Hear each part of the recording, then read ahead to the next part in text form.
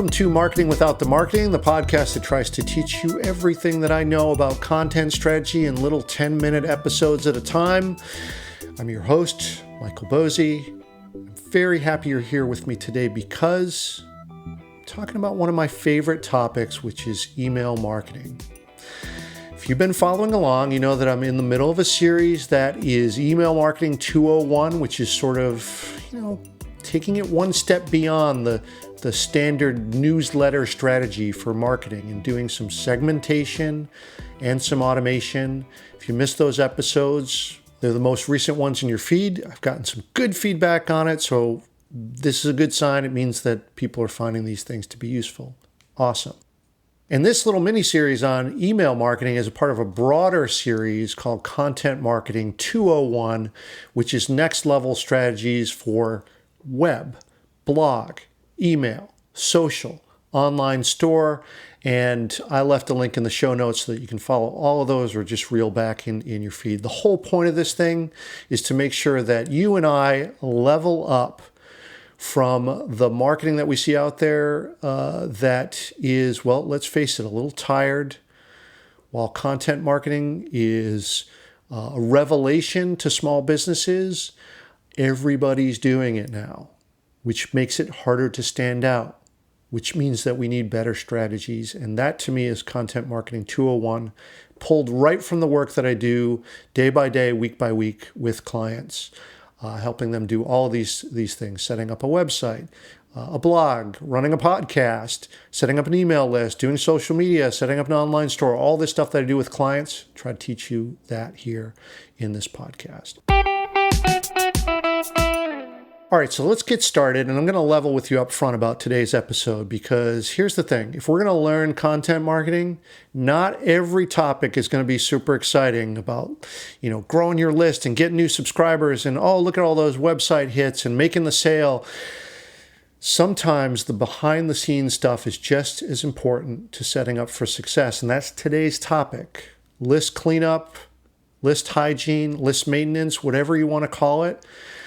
This is really important to running a good email marketing program. Helps you save money on what you spend on your email service provider. And more importantly, it gives you a better delivery rate if you're done right and a better open rate. And so this is really, really important stuff. So even though this might not be the sexiest topic, I think it is one of the most important things. And I hope that this gives you some ideas for how to handle your email list. So let's get started. Having a clean email list makes it more likely that the emails that you send will actually get delivered. Wait, what? Why is that? Now, look, this may sound counterintuitive, but let me explain. Let's say that you're sending messages from your email service provider. Doesn't matter what that is, whether it's MailChimp, Constant Contact, Emma, Mad Mimi, whatever you use, it doesn't matter. But some portion of those is going to go to a Gmail address, right? Some of those subscribers, probably a large portion, are going to have a Gmail account. Now, Google is famous for watching every single transaction that happens, and Gmail is no exception, right? So when you send a message to a Gmail address, there's Google watching that happen, and they know that that email comes from a mailing list. They can do some calculations that say, look, of everything that came from this mailing list, let's say that you sent 100 messages to Gmail addresses. Only 3 people open those. This email must not be valuable. So, hey, guess what? You know what I'm going to do? I'm going to just drop this into the promotions tab and not put it in the main primary tab. Yes, Google does this, and there's reason to believe that Microsoft and the other email clients do this too. Why not, right? So this gets you thinking, how can I get my open rate up, right? If Google's going to mark this as, oh no, these are not good emails, like we don't want that, so we want to get our open rate up. And one of the easiest ways to do that is to make sure that you're not sending to those dead addresses. Right? So if 100 of those emails that I'm sending are going to Gmail addresses and 50 of those are dead, immediately I've dropped my open rate. And Google's watching that, and Google is deeming these emails to not be valuable. If I keep doing that over and over again, Google's just going to say, you know what, these are no good. Our people here with our Gmail accounts, they're not opening your messages. So you're going to get downgraded. And the way that Google downgrades you is they put you in the promotions tab rather than the primary tab. And that one thing can now all of a sudden downgrade you and your ability to reach the people that you want to reach. And that's why you'll see some people on their mailing list where they'll say, hey, mark me as VIP or important or whatever, just so that Google will sort this into the primary tab and you'll be more likely to be seen. So this right here is one of the biggest reasons why you want to keep a clean mailing list.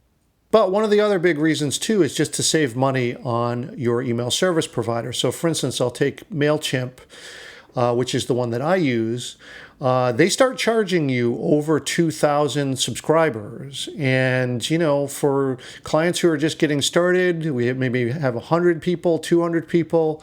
But as that starts to grow, there are people who are going to be engaged and then not so engaged. And, as they're not engaged, we want to kind of slough those people off the list because we hit 2,000. And even if those folks are not all folks who want to hear from you, you're going to end up starting to pay for those.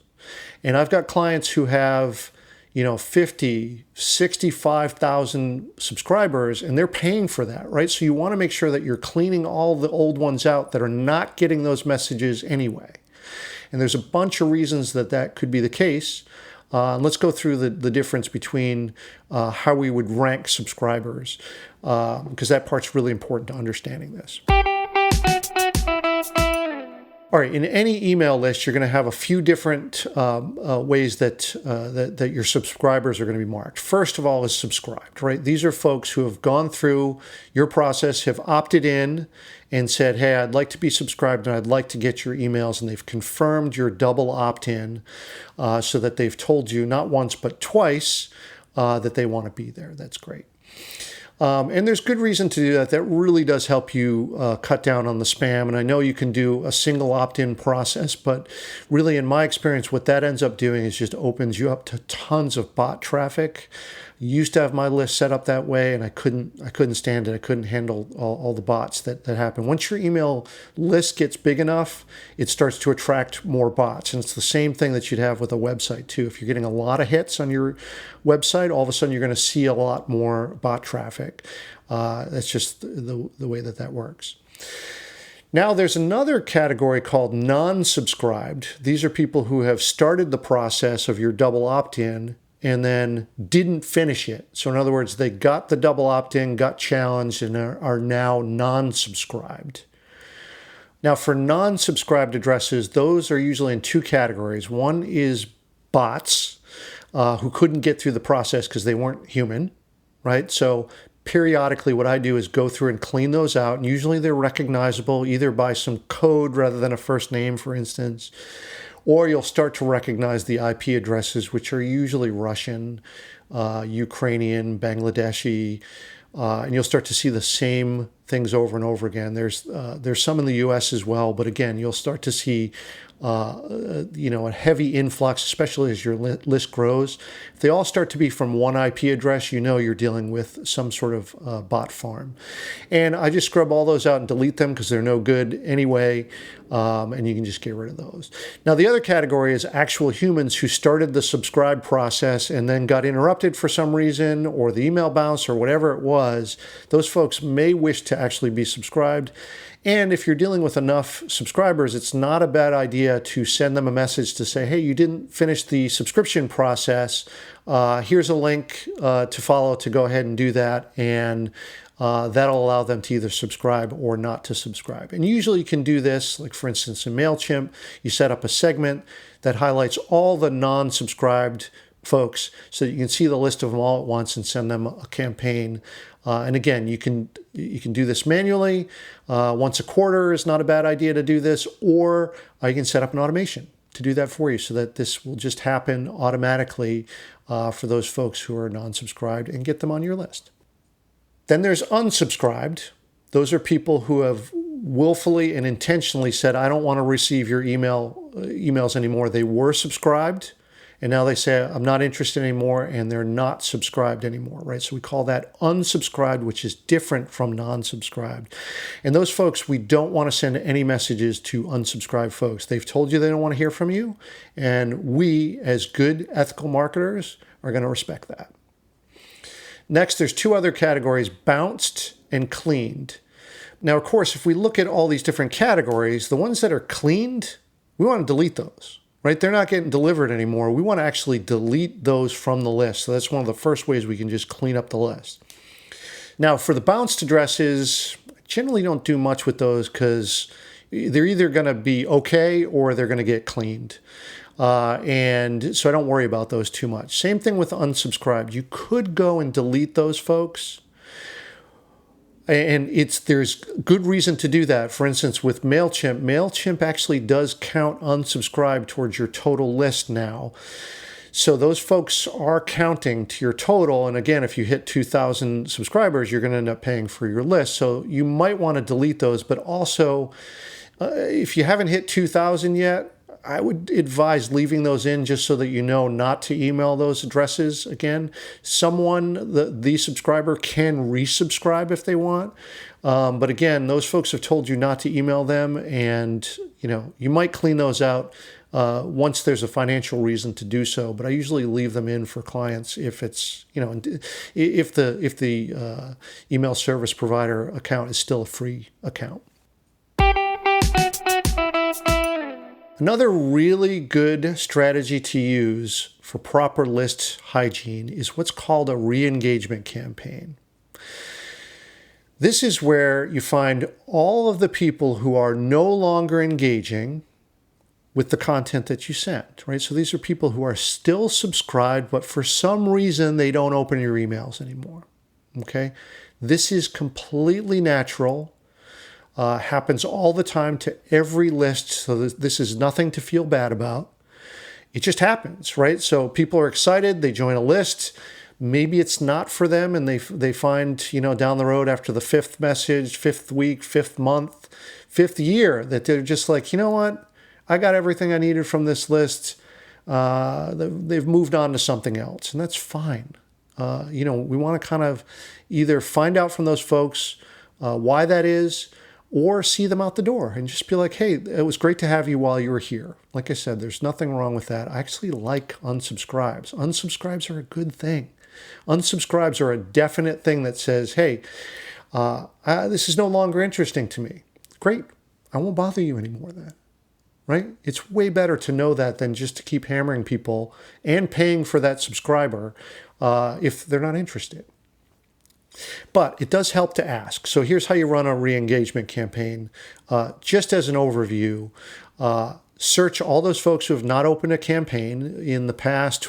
You set the parameter based on your own list. That could be the past 5 campaigns, the past 10, the past 20, or the past 6 months, the past year, whatever you want to do, or however that works for your list. Though some email service providers like MailChimp, for instance, will mark those folks with a rating. So in MailChimp, for instance, the people who are not engaging, they get 2 stars. And you could just sort everyone 2 stars and under is due for a re-engagement campaign. Next step is you mark them in either a tag or a group or whatever. Just so now you tag them with re-engagement or whatever it is that you want to call this. And then we send a campaign to them. And very simply, we say, hey, do you still want to receive these emails? It's really that simple. You send a very nice, very polite, short message that says, hey, I see that you're not opening my emails. Are you still interested? And, if so, then great. And if not, then I'm going to remove you from the list. And normally what I'll do is set this up in an automation so that this might ask once, twice, or even 3 times, depending on the size of the list and how old or new the list is, just to make sure that we up the chances that they're actually going to see the message. The important thing, though, is once they get to the end of either that message or that sequence of messages, is that we're going to get rid of them. We're going to unsubscribe them and quite possibly delete them as well, depending. But here's the thing. I also use this to collect feedback too, right? So for instance, has something changed? Whether, oh, you've moved on to a different job or you're doing something different now, so the things that I'm sending to you are not interesting to you anymore. I want to know why they've not been interested. Maybe it's something I'm doing, right? Maybe I've veered into a set of topics that they don't care about anymore. And it's my opportunity to ask them that, right? What could I provide that would keep them more interested? Now, you want to be careful with this, though, because you keep in mind that these may not be your core customers anyway, right? Because after all, they've lost interest to a certain degree, right? So just be careful. Take this with a grain of salt. But here's the thing. If you can detect trends, it might be an indicator and offer you a strategy for how to do better in the future. And this is gold. Now, again, you want to be careful about listening to these folks, but just imagine that there's a segment that you could identify of people who are really opening every single one of your messages and then they stopped. Those would be good folks to ask, why? What made you lose interest? What can I do better to help you? But the important thing to this strategy is to make them perform an action in your re-engagement campaign. So in other words, ask them if they're still interested. Make a link that says yes or no or whatever. The ones who click yes, that's great. We're going to keep those folks. The ones who click no, we're going to unsubscribe them or make that happen automatically with automation. But if they don't click that yes, tell them that you will unsubscribe them if they don't take that action. Now, you're going to see these folks who open the email, and it's your choice whether or not to keep them or not. But I like to make people opt in just so that they tell me directly, yes, Michael, I would still like to receive your messages. And that right there is way more valuable than just, oh, hey, you opened the message, so I guess you're still interested. To me, if they haven't clicked yes, it's kind of a weak indicator, and it kind of tells me that they're in that class of folks that are not really that interested. And you know what? I'm not going to be able to help them. I'm not going to be able to do them much good anyway if they're not that interested. And it may actually lower my open rate. So, it's better to just politely show them to the door and unsubscribe them. Remember, they can always resubscribe. Now, after you run that campaign, to me, I wait a week or two and then kill all those addresses. You can download them if it makes you feel better, just that you're losing data.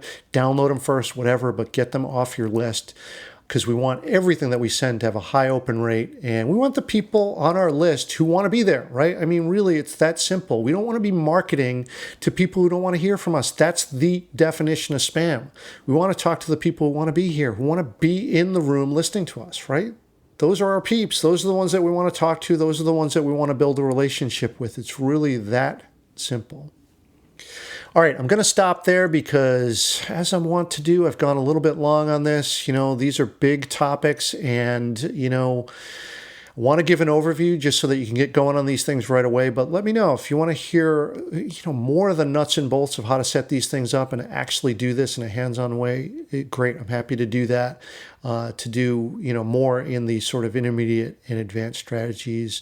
Like I said, email is super important. And look, if you can't wait, and I understand that, then book a session with me. Let's do a one-on-one, you and me, and we'll talk about your strategy. And we can set up a re-engagement campaign. I can help you think it through or actually do it for you too. So just book a session, go to controlmousemedia.com/strategy, and let's do it, right? Otherwise, stay tuned for more. I think I'm going to shift from email now and move on to social media. Social has changed a lot, probably more so than anything in content marketing, and it's not as effective anymore. So what are we going to do about that? It's still important to be the sort of top edge of the funnel, but what do we do when the rules of social have changed? And that is going to be the topic of the next little mini series as a part of this Content Marketing 201 series. So I hope you'll join me for that. Subscribe in your podcast app or on my site at controlmousemedia.com/subscribe. And I'm always appreciative of you giving me your attention. I value that. And I hope that you get something out of this. So, all right, we'll see you on the next episode. Thanks again.